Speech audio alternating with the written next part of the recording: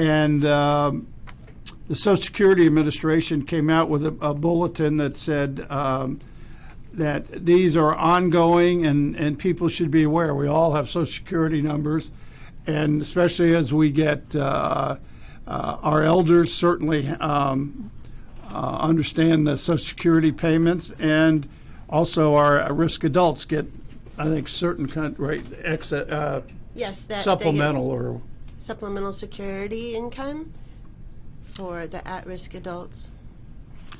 and this was put out by the Social Security Public Service announcement that the Commissioner of Social Security advised, I want every American to know if a suspicious caller states there's a problem with their Social Security number or account, they should hang up and never give the caller money or personal information. People should then go online to report the scam call to Social Security, Commissioner Saul said. And here's the new version of the scam that he advises. Fraudsters are now emailing fake documents in an attempt to get people to comply with their demands. Victims have received emails, we were just talking about emails earlier before the show started, with attached letters and reports that may appear to be from the Social Security Administration or their Office of Inspector General. The letters may use official letterhead and government jargon to convince victims they are legitimate, and usually they contain misspellings and grammar mistakes. And the reason for that is a lot of these are done overseas, and yeah, you can learn English, but you can't learn all the nuances, like myself. I mean, it's hard to keep up with that. He did go on to say that Social Security employees will never threaten a person or promise a Social Security benefit approval or increase in exchange for information or money. Social Security will not. And these are some interesting points. As we talk about the other frauds and scams, just think about this. There's a common thread of what you shouldn't do. Well, here it is on the Social Security scam put out by their commissioner. Should never tell Social Security will never tell you that your Social Security number has been suspended, contact you to demand an immediate payment, see the word immediate payment, or the phrase, ask you for credit or debit card information over the phone, require a specific means of debt repayment, like a prepaid debit card, a retail gift card, or cash. The government doesn't do that. Demand that you pay a Social Security debt without the ability to appeal the amount you owe. The government is believe it or not, is very customer oriented, that you do have a right to appeal. That's why there's a court system or administrative law review or judge. Nothing is definite in the government. They might say that, but then you have 15 days to appeal. And you notice that when you get any of your communication with the federal government. And of course, that the Social Security will never promise a Social Security benefit approval or increase in exchange for information or money. So when somebody says if you pay an extra amount of money, your higher Social Security will go up, don't believe them. But that's one of the hot topics right now, Social Security, the Social Security fraud scam. But as you can see some things here, what they talk about.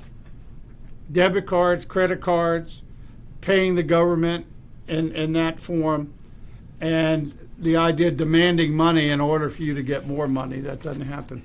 I had a constituent call me at the office, and she just wanted to check to see if her Social Security was being discontinued because she received a call just like you were talking about, Joe, and she said that they had told her that her Social Security was being cut off and that she would have to pay X amount of money in order for it to be reinstated. And for seniors that survive and live off their Social Security, it's a real scare to them, and they play into that.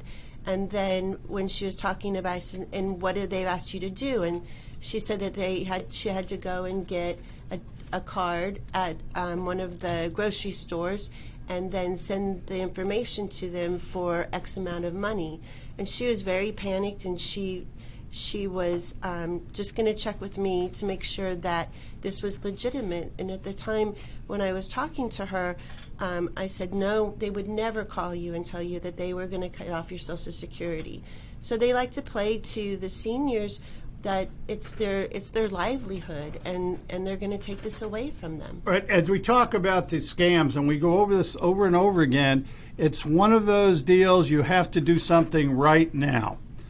At 99% of the scams, that's what happens. If you don't do it now, X will happen, or something, your money will be cut off, or whatever it is. The only scam that doesn't, where it isn't immediate, is the romance scams, and we'll go into that later on here. But I'm just trying to update you on the more current scams. A current scam that is going, and I received these, excuse me, is the FedEx scam. FedEx notification scam. And so a recommendation that they have is that before you mindlessly click on that text message that looks like it's from FedEx, take a second look, because it could be a scam. Some people around the country, that's me, are receiving text messages that show a supposed tracking code and link to set delivery preferences. The text is deceiving, as it uses the recipient's real name. Right, it was to me, and it said you need to do this to set the proper tracking to get your alleged package. The link directs people to a fake Amazon listing and then asks them to take a customer satisfaction survey, which we all like to do sometimes. And after answering a couple questions, the scam then asks for personal information and a credit card number to claim a free gift. When in doubt about tracking number, go to the main website of the shipping company, whether it be FedEx or UPS, and don't get caught with this. The reality is that millions of people have been caught, and again, you're dealing with professionals. This is their job. So it's hard to outbeat them. They do this every day. They do it for a living, and you might be one of 50 numbers they call, and if they just get one, it's called phishing, PHISING. That's all they care about, and they're usually in a room in a warehouse somewhere with a phone bank, and they just call. These are not people. Even though they lead you to believe, you'll see a phone number that you'll get, and it might say FedEx, or it might say or UPS or whatever it is. But on any of these scams, they want you to believe that they're calling from this legitimate company or entity. And they can, for as little as 5 cents, make any number appear on your phone.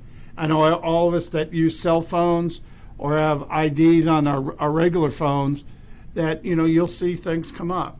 Unfortunately, we're at the state where you can't believe it. If it's important, they'll leave you a message. Listen to the message. If they say to call some entity or some company or governmental entity, you independently look up. Don't call the number that they have, because a lot of times they're calling you, as I said, from a phone bank. The next number is the person sitting next to them. So, and like you're calling XYZ company, and they'll be answer to the phone that the number they give you, XYZ company. So we just, it's just an educational process, and that's what we need to do to, in order to protect ourselves and protect our loved ones. It's hard enough to use, to operate with all this electronic gadgets, and I know a lot of us are not electronically savvy, but your cell phone now is such an important part of your life, as is the computer. And the bad guys know that. So we all need to just watch out about what to do here. Well, as we're just giving you the latest update, I just gave you two, the new Social Security scam and the FedEx scams. So what we're going to be doing, we're going to be taking a break, and we're going to be going into a couple more scams, and one of them will be the one that our guest today, that Kim unfortunately was a victim of. And that'll end this segment of the Safe Senior Hour. The disease of addiction is a life-altering challenge, not just for the person suffering its effects, but also for the family and friends who support and love the one caught in its grasp. What should be the course of treatment? Who is the best person to render treatment? And what is the best place to go for the care that is needed? We know that you want answers to these and many more questions. Call 770-696-9862 and speak to a representative of the Atlanta Healing Center. They can tailor a program specifically designed to address the needs of the person suffering with an addiction, or give you guidance as to where that help may be found. Information is the key, and the trained staff at AHC is here to assist. If you wish, you can also get more information on the website located at www.atlantahealingcenter.com. Want to give your family or loved one the perfect gift? Then go online and check out the TornadoBodyDryer.com. I love mine and the warm heat air massage it gives me after my shower. The Tornado Body Dryer is super. You'll love it, and you'll love having one in your shower. If your health insurance premium is more than your mortgage, Ellen Deal with Ideal Solutions is here to help. Whether you're a small business owner, individual family, or baby boomer, email maga45cag@gmail.com and I'll respond with 3 easy questions to help you determine if you can get away from Obamacare. As a 20-year veteran of the insurance industry, I'm here to help with all your insurance needs. Email Ellen Deal at maga45cag@gmail.com. You're listening to America's Web Radio and the AmericasBroadcastNetwork.com. Thank you for listening. Well, welcome back to the second segment of the Safe Senior Hour with Joe Gavalis. We have as our guest today Kim Swanson, who has very graciously agreed to come in and tell us from her point of view what it's like to be a victim. Thank God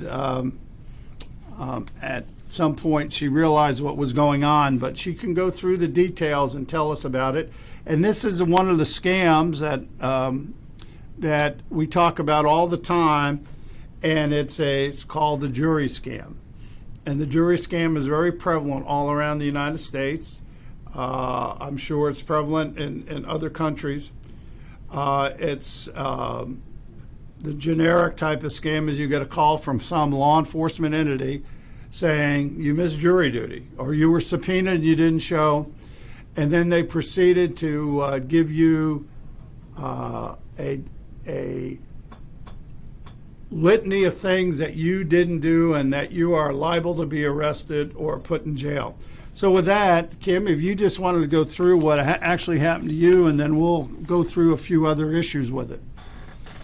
So I was working from home, and I was busy involved in emails and other phone calls, and I get a phone call on my landline, and I didn't pay any attention to the number. I just picked it up, and it was a sheriff, and they said, "Hello, this is Sheriff," and he gave the name from the Cobb County Sheriff Department, and they had just received all of the names of the people who have not shown up for jury duty. So he asked me if I had received jury duty notification, and I said, no, I have not. And he said, well, do other people live with you? And I said, yes, but I said, I get the mail, and I also get notification by the United States Postal Service that tells me what's in my mailbox so that I know what's coming in on a daily basis, and if something's missing, then I know that I've had issues where people have gone through my mail.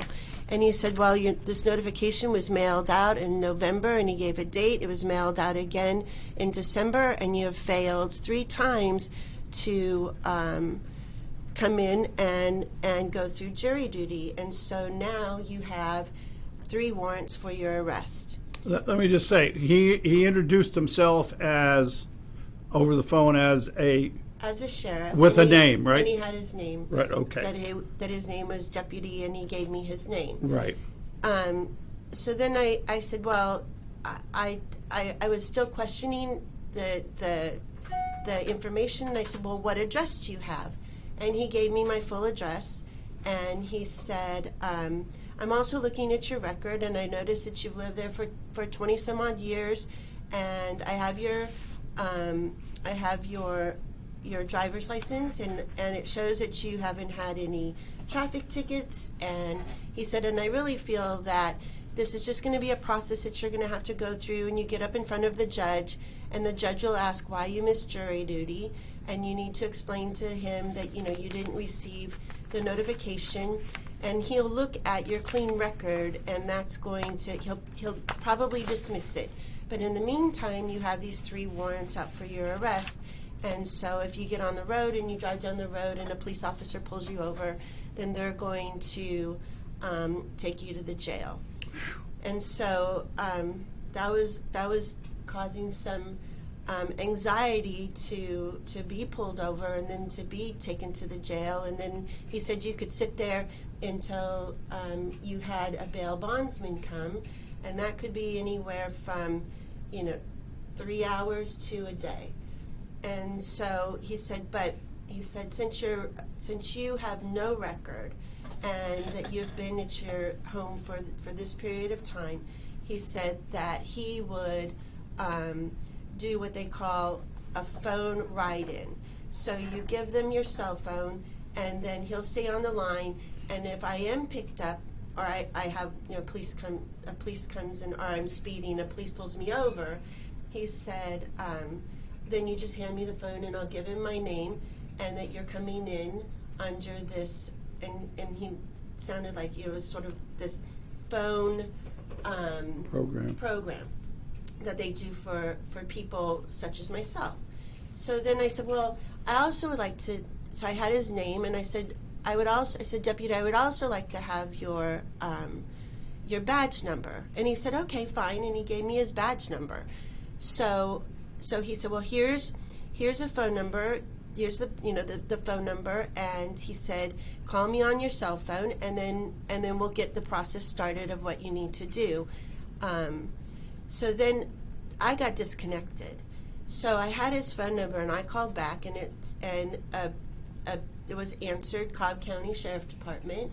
Please hold, and you'll be connected to the person. And so I held, and then he came online, and he said, Sheriff so-and-so, and I said, oh, I was disconnected. And he said, oh, that's okay. He said, so this is what you need to do. Stay on the line, and let's process this through. So he said, you will need to get a self-addressed envelope with a stamp and bring that. And then he said, you will also have to bring in $1,200 in cash to the office. He said, and again, he said, this is all going to be safe, and we put it in our safe, and then we, at the time that you have your trial, and he goes, and it's set for, and he gave me the date and time and the room number in which I was to appear. So all this information was just creating more and more anxiety, and I was following his directions. So he said, so can you leave now and go to the bank and get the money because you have to bring in cash? And I said, fine. So got in the car, he's on the cell phone, I get to the bank, I go in, and I get the cash. So then I get in the car, and I said, okay, well, I'm ready to come in. And he said, oh, no. He said, he goes, we don't accept cash. He said, the cash is for you to then go to Kroger, and you purchase these things that we call here green dot cards that we accept here at the Sheriff Department. Kroger's our grocery store. Yeah, it's a grocery store here in Georgia. So I said, I have to go get a what? And he goes, a green dot card. I've never heard of a green dot card. He said, this is just for a card that we widely accept here at the Sheriff's Department. And he said, they're very easy to purchase, and this is what they look like. And he described them. So I said, okay, so then I get into the grocery store, I get the green dot cards. You can only put so much money on each green dot card. So I had to divvy it up and get my 3 green dot cards because that was the amount of money conveniently. Let me just interrupt for a moment. At this time, you're still on the cell phone with him? I'm still on the cell phone with him. Okay. So after I got my green dot card, I got disconnected. So then I got in the car. I called him. I called the number back that he gave me, and I get, this is the Cobb County Sheriff Department. Please hold, and we will connect you to the person that you've called. And so then I wait, and then I get connected, and he said again, this is Sheriff so-and-so, and I said, oh my gosh, I'm so sorry, I got disconnected. And he said, that's okay. He said, so then I get in the car, and I said, okay, I'm driving to the sheriff's office right now.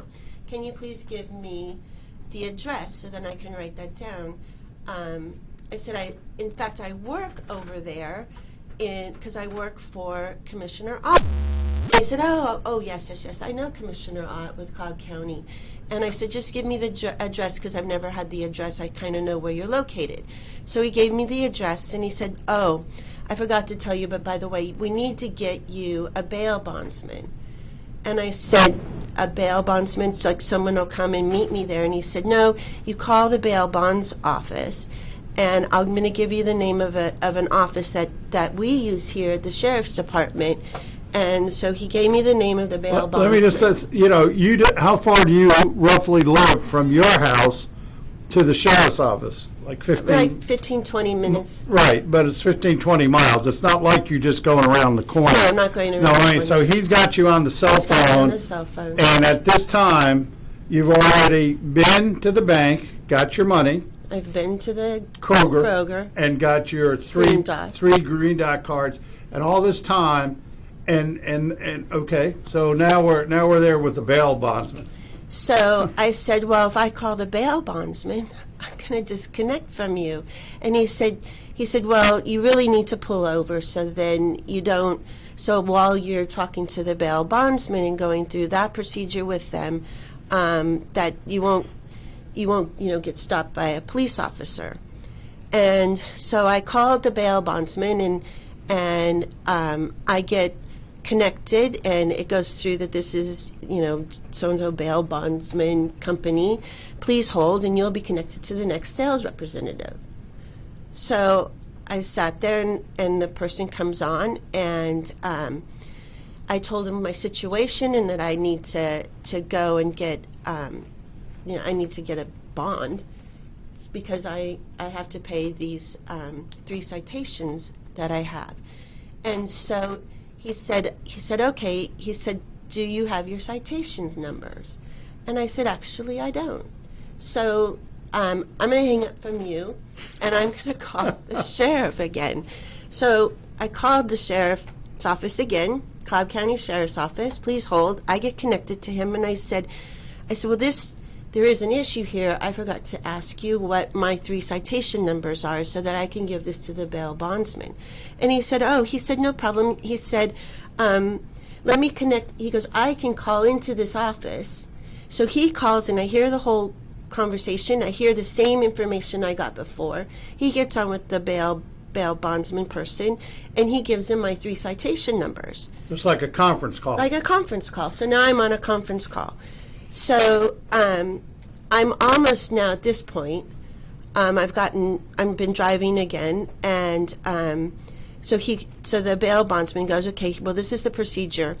And I said, I would feel better if you would meet me at the sheriff's office, and then we can walk in together, and you'll be there, you'll see my citation, I'll see my citations, and then I can hand you over my green dot cards. And he said, well, our company is, and he gave me some county, he says like 45 minutes away, and I said, well, I think that I could just wait for you.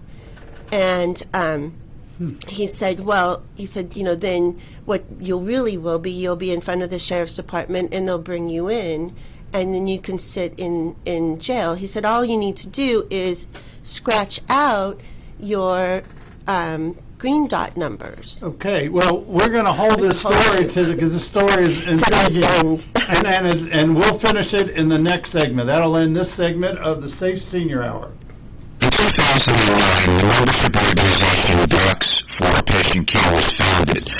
People all around the country wanted to participate in the efforts of this group, and they wanted to join, but they were unable to do so unless they were physicians. It's for this reason that the Docs for Patient Care Foundation was created. Now, everyone can join the fight and become a member of an organization created by doctors for patients, dedicated to fighting for your healthcare freedom and preserving the doctor-patient relationship. While you're at your computer, please go to www.docs4patientcarefoundation.org. That's www.docs4patientcarefoundation.org and make a tax-deductible donation and join the fight along with us. Thank you. Hello, I'm Dr. Mike Korochak. Have you ever wondered what doctors talk about amongst themselves? If you do, join us on the Doctor's Lounge and hear the doctors' conversations amongst themselves. Join me and my co-host, Dr. Hal Schutz, every Thursday morning, 8 to 9 a.m. The disease of addiction is a life-altering challenge, not just for the person suffering its effects, but also for the family and friends who support and love the one caught in its grasp. What should be the course of treatment? Who is the best person to render treatment? And what is the best place to go for the care that is needed? We know that you want answers to these and many more questions. Call 770-696-9862 and speak to a representative of the Atlanta Healing Center. We can tailor your program specifically designed to address the needs of the person suffering with an addiction, or give you guidance as to where that help may be found. Information is the key, and the trained staff at EMC is here to assist. If you wish, you can also get more information on the website located at www.atlantahealingcenter.com.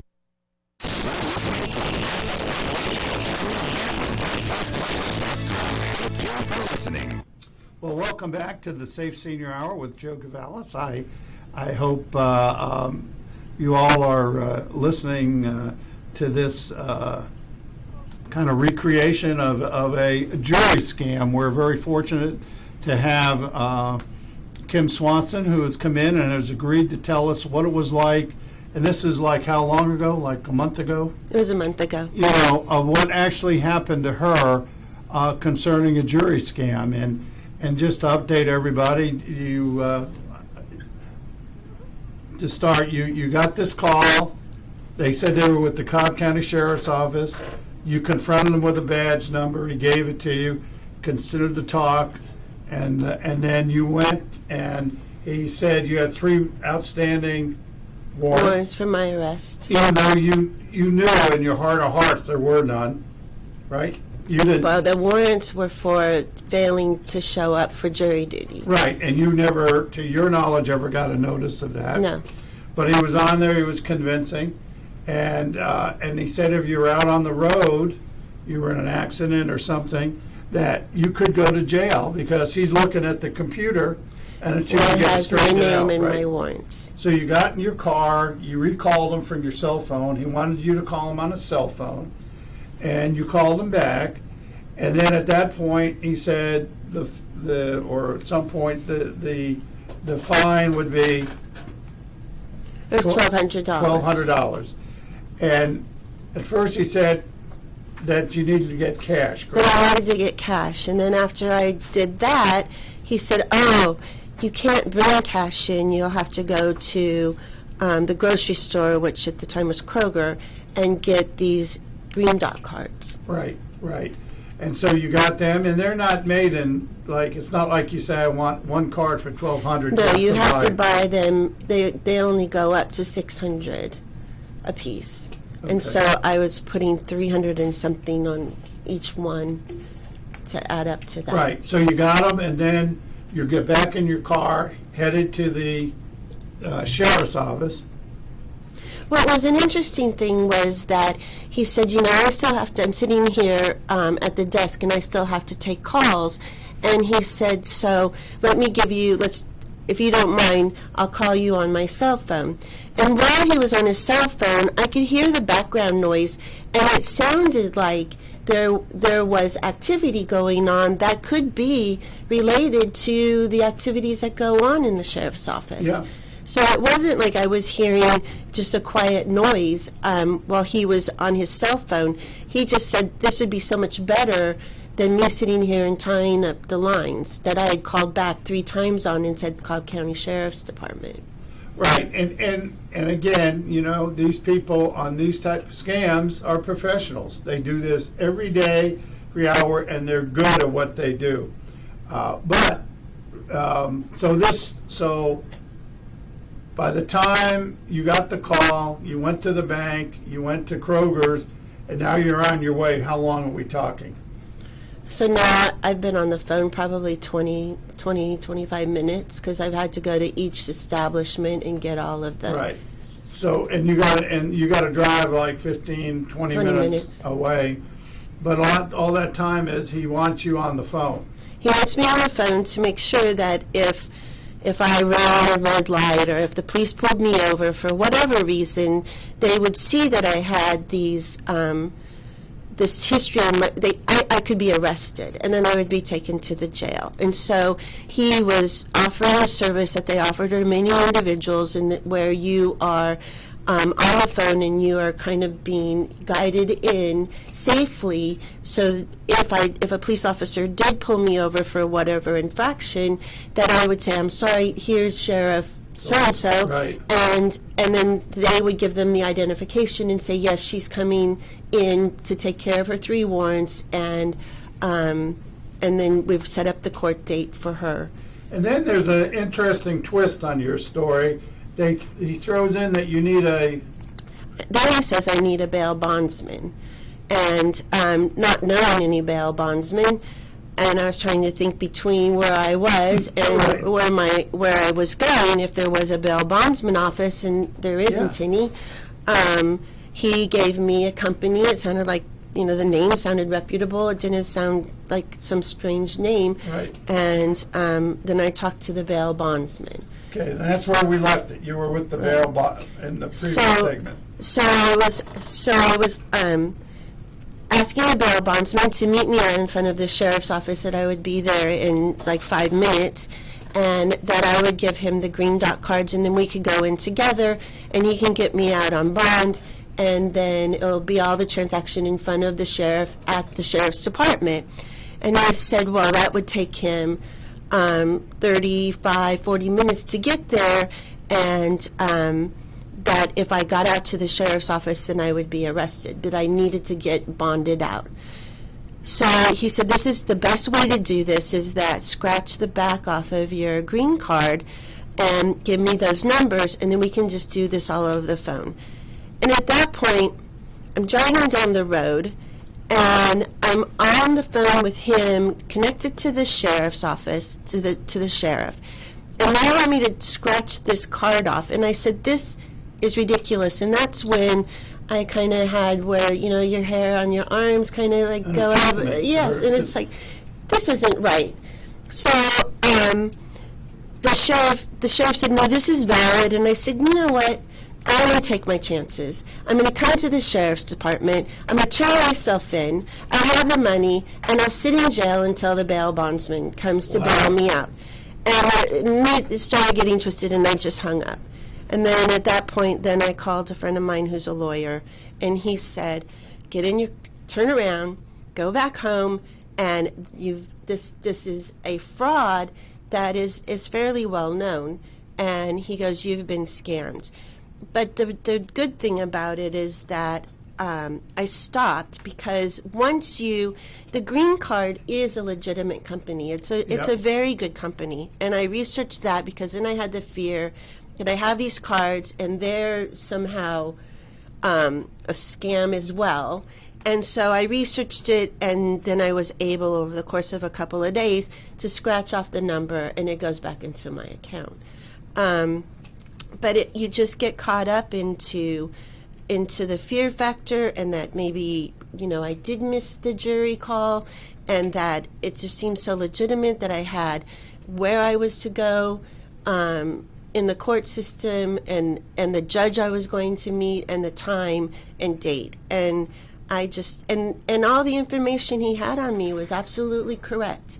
And when I told him who I worked for, he acted like he new Commissioner Ott, and it just, things were just falling into place, and you just get totally caught up into the fear factor.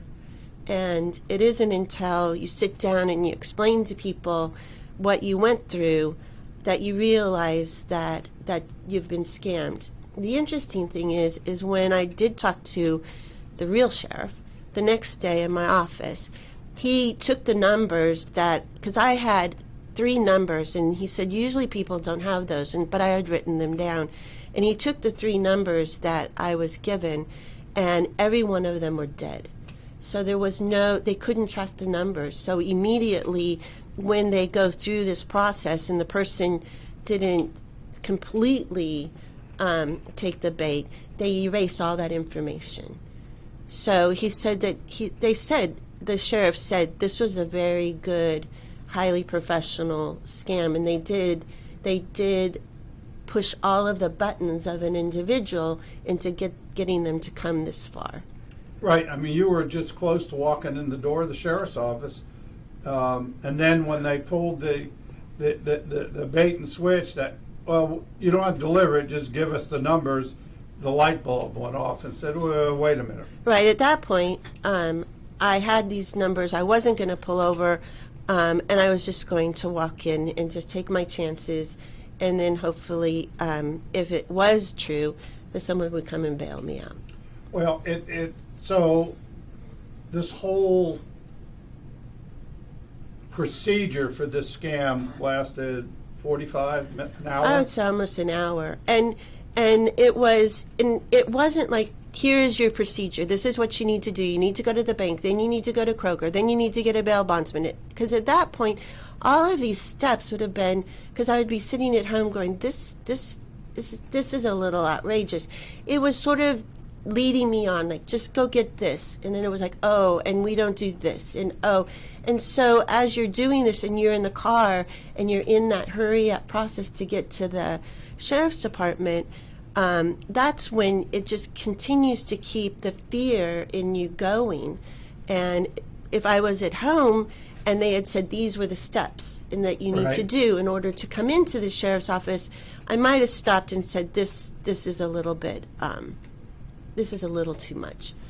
Well, I think that what's interesting about this, and this is an educational process, that's why we can't thank you enough for coming in, so our listeners can hear what it's like, but it should also be an educational moment for everybody, and especially to tell your friends out there who are listening. A couple things. If somebody calls you from the sheriff's department, police department, we've had them from the federal government, from the U.S. clerk of the court, or from the U.S. Marshal's office saying you failed to appear either to jury duty, a grand jury, or whatever it is. And some of these scams they're going to come out and arrest you unless you take care of it. We do, as you know, with the North Georgia Elder Abuse Task Force, we've spoken to over 3,000 seniors. In every one of these situations, we have local law enforcement with us. And here are some of the tips. And I know from being a former federal agent for, 30 years, if I'm going to come and arrest you, I'm not going to call you. Because if you called me to come and arrest me, I'm not going to be there. So the idea that somebody's coming to arrest you should be a red flag. But if you see this, it says sheriff's office, you know your sheriff or the police department in your area, look it up independently and call and say, one of your representatives just called me and said, I have failed to go to jury duty. And I don't believe that. I don't believe I ever got a notice. And they will discuss it with you. They'll deal with you. But in the absence of that, how good these professionals are, they said it with the sheriffs, they gave you a badge number, but then they gave you information about you.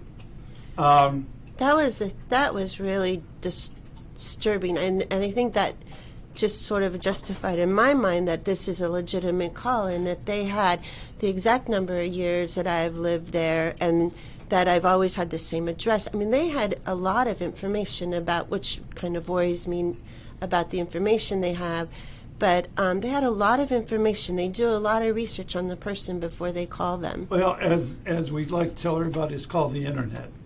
Yes. And you can go on, and information like that can be gathered very easily. But with that, we're going to get back to finish the story and give you some more educational tips. That'll end this segment of the Safe Senior Hour.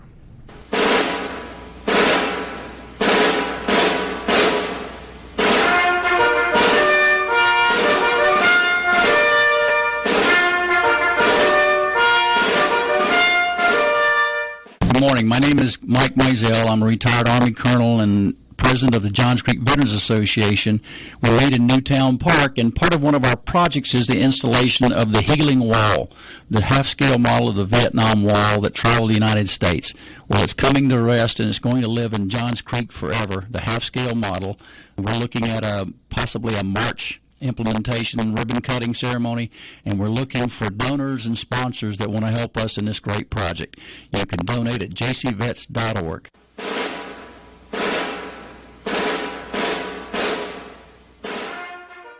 Hello, this is Michael Daly with Atlanta Healing Center. I know that addiction is a brain disease. Addiction is a family disease. Addiction is a treatable disease. We have a caring professional staff with over 30 years experience to help you and your loved ones in your recovery. You can reach us at www.atlantahealingcenter.com. This is Ron Camacho, host of the Business Hour, on Fridays from 10 to 11 a.m. Join me as I talk with passionate professionals on a program that profiles the best businesses, business professionals, business practices, and fascinating individuals to get an insider view of how America works. 10 to 11 a.m. on America's Web Radio. You're listening to America's Web Radio on the AmericasBroadcastNetwork.com. Thank you for listening. Well, welcome back to the last segment of the Safe Senior Hour with Joe Gavalis. We have our guest, Kim Swanson, who has been very kind to come in and is describing for educational purposes to all our listeners out there what it's like to be in the middle of a scam and things you could, looking back, what you should do or not do, and how these professionals really get you to do things that when you stop, if you could just sit back and, as you know, woulda, shoulda, coulda, or hindsight is 20/20, that you would never do. But that's not how they do it. They play on your need to do something immediately. People try to relate it to, we all went in to try to buy cars, that this is the deal now. If you leave here, it might not be the deal. In this case, is you want to go out, you have a warrant, we have warrants for you. If you want to go out and risk it, that's fine, but this is how we can stop it. And I don't know about you all, I've put a lot of people in jail, but I would never want to go to jail for a day or a night. So that's all you have to do when somebody who sounds official says there's a warrant for you, you need to be concerned. That's why you call independently. Well, when I was talking to the real sheriff, with his a deputy sheriff, right, with a real deputy sheriff number, when I was talking to him, I think the biggest thing that everybody should know is that any of these government entities, they're not going to call you, and they're not going to ask you for money. They don't take cash anywhere. They don't take your green dot cards. They don't take any other form of a card that you've purchased at a supermarket. So you just have to stop. And they're playing to the fear factor. They got me because I was distracted and I was doing some other work, and all of a sudden I just get this out of the blue call and I'm being arrested. And I think that the biggest takeaway that I have from all of this, and what I tell some of the constituents that call into the office that I try to help, is just sit back, take a breath, and try to just walk it through in your mind. Okay, this is the IRS, or this is the Sheriff's Department, or this is Social Security. They do not call you. And the deputy sheriff said it over and over. They are not going to call you, and they are not going to place demands on you. And just hang up. And that's the biggest walk away. And now when I answer my home line, which I don't do very much, I just can't wait till someone calls me and tries to scam me again, because I will hang up on them. So the biggest thing is, don't get caught up into it, and just remember that these entities will not call you, and they will not show up at your door to arrest you. Right, and that no government entity collects money in Green Dot cards No. or iTunes cards. And that we talked about, and I think you just touched on it, Kim, it's not only just the sheriffs and the U.S. Marshals, but there's a scam, the IRS scam, as we get into, bro. The IRS will not call you and say, you have to pay us, and you can pay us in Green Dot cards. But a lot of people will fall for it because it's the government, and the last thing they want to do is deal with the IRS. Now, we talked about the issues here is that they play on your need to do something immediately. Right. And on a lot of these scams, that's the case. One of the big scams that we've spoken about to our listeners is the grandparent scam. And the grandparent scam can be many things, but where a person gets a call in the middle of the night or late at night and said it's either a kind of muffled voice saying, "Hi, Grandma," or "Hi, Grandpa, this is your grandson, and I'm in jail, and I need your help, but you can't call Mom or Dad."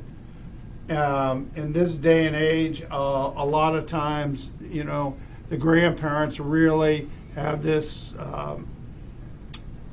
special relationship with their grandkids, and think that they're honored to be able to help them. And what you should do if you get that call, forget what is said on the phone by your alleged grandson or somebody calling on his behalf, like they're a drug agent who said your grandson or granddaughter has been arrested. You call right away to your kids and say, where's my grandson or granddaughter? Are they there? Well, yeah, they're upstairs sleeping. So they're not really in Mexico, or they're not in Florida in an accident. And these scams go on, and it's just shame because you hear them over and over again, is that the grandparent will jump on this to think they're really helping their grandson or granddaughter. And so we all need to be careful about how we do that. A lot of times there's a fake accident, and they've even gone to a kidnapping ransom deal. Your grandson has been kidnapped, help them out. And usually they'll ask for some unusual way to get the money. The one case that we talk about a lot is very common. I just read some more articles on it, is go to the bank, get cash. You need $9,000 to bail your grandson out.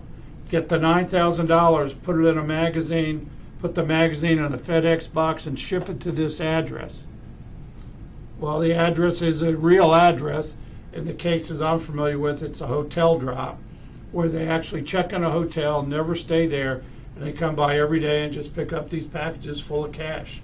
But if somebody says go to get money and put it in a magazine and ship the magazine, a red flag should go up. So please call your children to see where your grandkids are. That's the big one. That's another big one going on right now. The other one that we all need to be aware of, and it is the only scam that something immediate doesn't happen, and these are the romance scams. And the romance scams are happening equally to male and female, and they're just hundreds, thousands of dollars a day that are going out. And they take, and we've looked at their scripts that these professionals use, and they say it should take you about 30 days to get in to at the point where the person on the other end of the computer or on the phone believes you are really this special person in their lives. Like you like to do the same things, you all like the same food, you like the same wine, you should get together. And then the next step is, well, try to set up meetings. Well, then you can't make it. And anyway, pretty soon it comes out where they're saying they have a need for money but don't ask you for it. But because you're friends, you'll volunteer it. The $500 usually starts off with. A case here in North Georgia was a situation where the gentleman was a contractor. His accounts receivables were delayed, and convinced this woman he had talking to. After convincing her, they were the ultimate partnership. He liked fine dining, she liked fine dining. He liked wine, she liked wine. They liked to go to plays, he'd like to go to plays. So she said, well, we trying to have a meeting, we can't make it. He said, what's the problem? She said, well, my accounts receivable are bad and they're about to shut off my electricity. And she said to him, well, how much do you need? He said, $500. She said, I'll send that over to you. So it started $500, and like 3 months later it was $55,000. She paid him. Never met him. Remember, computers give people courage. Anything you read on a computer doesn't necessarily be true, and any pictures you see on a computer are definitely not the case that's the person you're looking at. In this case, she thought she was dealing with a contractor, and they were able to trace some of the money, and it ended up, went from here to Canada, to Amsterdam, the Netherlands, to Nigeria, and the people never left Lagos, Nigeria. Were making the calls. The other, and just as we're about to wind up here shortly, the other issue that is being played on seniors, and again, why are seniors on there? Because they tend to be lonely. They tend to want to talk to people, and if they can talk to people on the phone, or if they're very much into the computer world, they'll talk to people on the computer. And this other scam, it's called dealing with sextortion. And these are where people call and say that they found that they have questionable pictures about you that they found from somewhere that somebody took early on, and that they're going to publish them. And I'm reading right here. This is what they'll tell you. In 1 week, we will publish all your videos, and they will then be viewable publicly by iStripper, Xporn, and any other porn site just like this. You will pay €500 in Bitcoins to have these videos wiped out. But you only have 1 week to do it. And then a step-by-step, and you talk about doing Bitcoins, but it said if you don't understand how to buy Bitcoins after going through a guide and you believe you can't complete the process, then here are some other ways to get paid. iTunes cards, Amazon cards, Walmart cards, Smart cards, Best Buy cards, Target. So when anybody asks you to pay them by a gift card, that you go get it, be leery. And I think, Kim just saw that in her situation. And all they want is the PIN number. But as we learned today, the scams are out there. Even the best of us can get scammed.